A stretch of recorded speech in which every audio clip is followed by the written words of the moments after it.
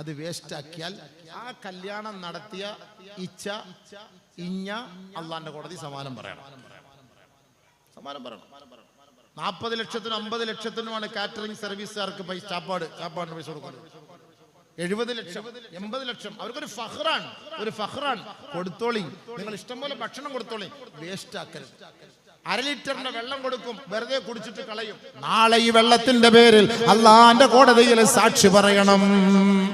വെറുതെയല്ല, നബി തങ്ങൾ പറഞ്ഞു, ലോകാവസാനത്തിന്റെ അടയാളമാണ് വെള്ളത്തിന് വേണ്ടി തമ്മിലടി ഉണ്ടാകും, യുദ്ധം ചെയ്യുന്ന ഒരു കാലം വരാതെ ലാ തഖൂമുസ്സാ, ലോകം അസ്തമിക്കുകയില്ല എന്ന് നബിയുനാ റസൂലുള്ളാഹി. വെള്ളത്തിനടി ഉണ്ടാവും. ഇന്ന് 1/2 ലിറ്റർ വെള്ളം വന്ദേ ഭാരതിൽ ഓരോ ലിറ്റർ വെള്ളം കൊടുത്തപ്പോൾ എല്ലാവരും കുടിച്ച് കളയും, വേസ്റ്റ്. ഇപ്പൊ അവര് പഠിച്ചു 1/2 ലിറ്റർ വെള്ളാക്കി. അതുകൊണ്ട് 300 മില്ലിയുടെ വെള്ളത്തിന്റെ ബോട്ടിൽ കൊടുക്ക്, ആവശ്യത്തിന് കുടിക്കട്ടെ, ബാക്കി വെള്ളം സൂക്ഷിച്ചു വെക്കി. നമ്മൾ സൂക്ഷിക്കണം. റബ്ബനാ ഗഫിർ ലനാ ദുനൂബനാ വൈസ്റാഫനാ ഫീ അംരിനാ. ദുആ ചെയ്തോ മക്കളെ, പടച്ചവരെ ഞങ്ങളുടെ ജീവിതത്തിൽ വന്നുപോയ ദുർവ്യയത്തിൽ നിന്ന് നിന്നോട് കാവൽ തേടുന്നു, അതിൽ നിന്ന് ഞങ്ങൾക്ക് നീ പുറത്തു തരണേ അല്ലാഹ്. കുലൂ വഷ്റബൂ വലാ തുസ്രിഫൂ ഇന്നഹു ലാ യുഹിബ്ബുൽ മുസ്രിഫീൻ. നിങ്ങൾ കഴിച്ചോ, നിങ്ങൾ കുടിച്ചോ, അൽഹംദുലില്ലാഹ്, വയറ് നിറച്ച് കഴിച്ചോ കുടിച്ചോ, പക്ഷേ വലാ തുസ്രിഫൂ, ദുർവ്യയം ചെയ്യല്ലേ, വലിച്ചെറിയല്ലേ. ഇന്നഹു ലാ യുഹിബ്ബുൽ മുസ്രിഫീൻ, ദുർവ്യയം ചെയ്യുന്നവരെ അല്ലാഹു ഇഷ്ടപ്പെടൂല കേട്ടോ.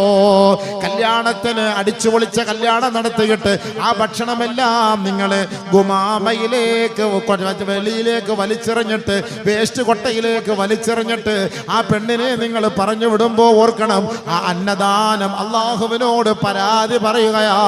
ആ അന്നദാനം വലിച്ചെറിഞ്ഞതിന്റെ പേരിൽ പരാതി പറയുകയാ.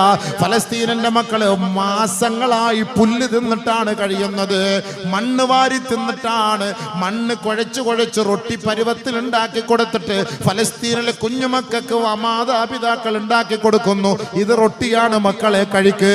നമ്മുടെ മക്കള് നല്ല ബട്ടർ ചിക്കൻ തിന്നുകൊണ്ടിരിക്കുമ്പോ നമ്മുടെ സമുദായത്തിലെ അഹ്ലു ബൈത്തുകളിൽപ്പെട്ട ബഹുമാനപ്പെട്ട പ്രവാചകന്മാർ അന്ത്യവിശ്രമം കൊള്ളുന്ന ഫലസ്തീനിന്റെ മണ്ണില് നമ്മുടെ മക്കള് കഴിക്കുന്നത് പുല്ലും മണ്ണുമാണെന്ന കാര്യം മറന്നു പോകണ്ട.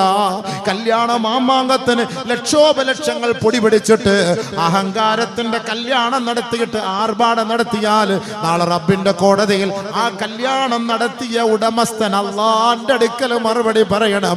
ഖുർആനാണ്, സുമ്മല തുസ്അലുന്ന യൗമഇദിൻ